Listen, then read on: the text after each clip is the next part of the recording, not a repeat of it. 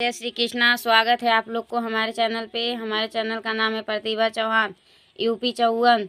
तो आप लोग के सामने एक सोहर गीत पेश करेंगे। अगर आप लोग को अच्छा लगे तो कमेंट करके जरूर बताना। से आवे ले पियरिया पियरिया लगल झालरी हो, हे मोरे ललना के हर से आवे लसी नूरवा भरल से नूर नैहर से आवेले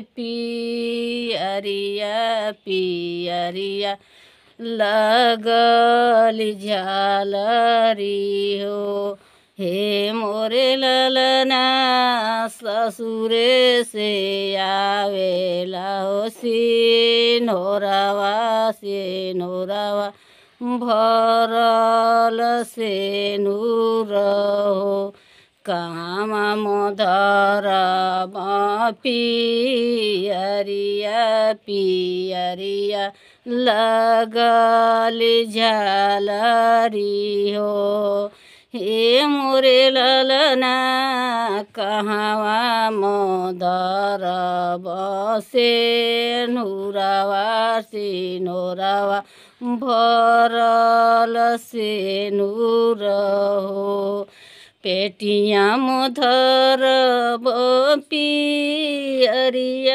पियरिया लगल झालरी हो, मोरे ललना मचिया मोधर बसे नूरवा